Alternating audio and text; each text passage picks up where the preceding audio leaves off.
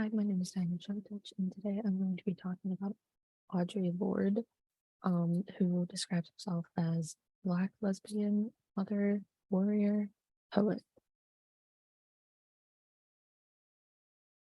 So, about the background, she was born February 18th, 1934, to her mom and dad, who were both immigrants. So, from a young age, she was interested in poetry. Um, she, at about 12 or 13, submitted a poem to 17 magazine. She had first submitted it to her English teacher, but it was rejected. So she had worked a variety of jobs, and eventually she earned her bachelor's from Hunter College and then a master's from Columbia University. In about 1962, she married Edwin Rollins and had two children with him. However, this did not make her less of a lesbian. And she created many poems for the feminist movement. In 1977, she was diagnosed with cancer, and then in 1992, she dies from cancer.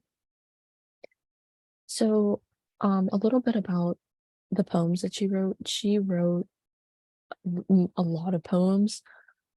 These are just a few of the ones that were just really important or had just a really strong message to them. So in Cables to the Rage, it covered just various political themes, including racism, sexism, and violence.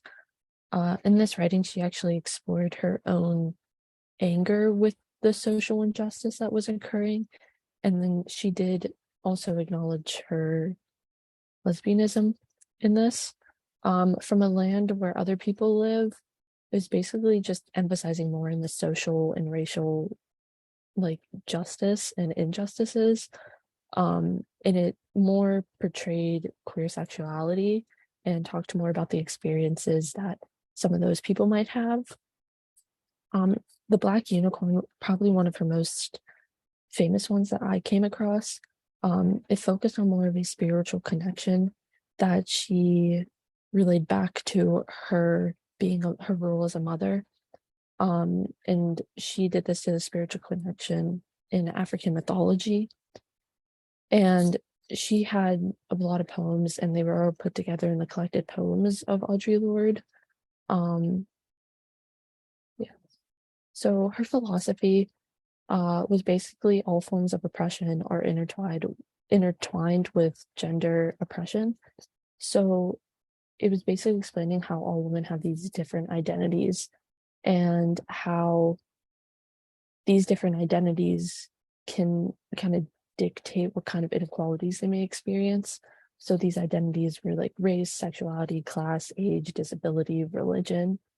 And she felt that all of these identities had to be accepted.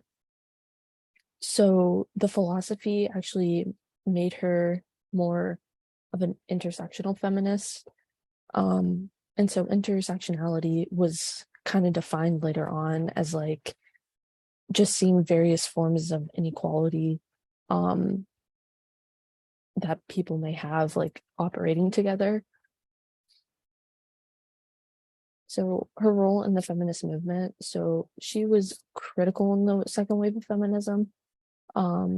She advocated for women, LGBTQ community, and also Black women, which the second wave of feminism kind of neglected and didn't really cover the issues of Black female activists and then the LGBTQ community.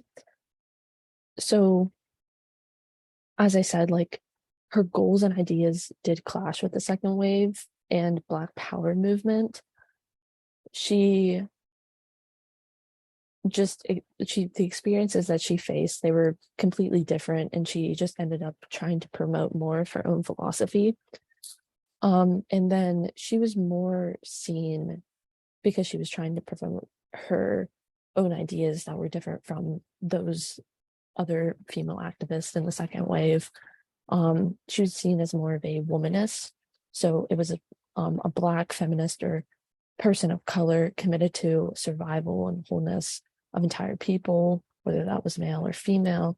So basically, she advocated for everyone, and especially people of color. So her key contributions to the feminist movement, um, basically it was her poems that covered like sexual, racial, and gender identities, sexuality, love, betrayal, illness, disability, and it also brought more of a focus on Black women in these areas and Black female activists. So mainly, she called attention to different identities that people can have and how these identities can allow people to grow together. So also in 1977, she was diagnosed with cancer.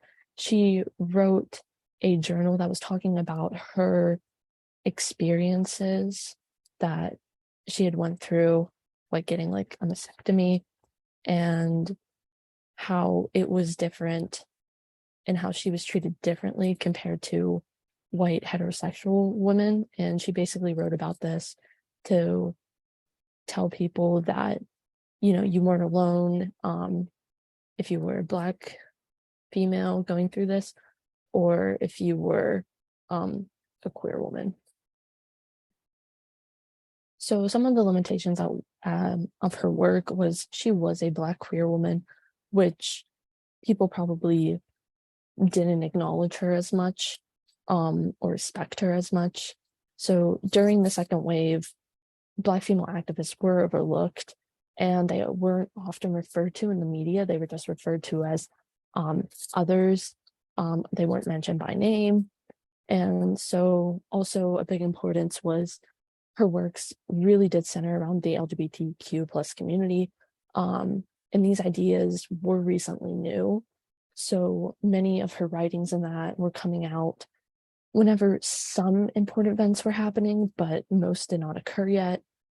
And they were just becoming or being seen more as normal. However, some people still probably didn't accept that.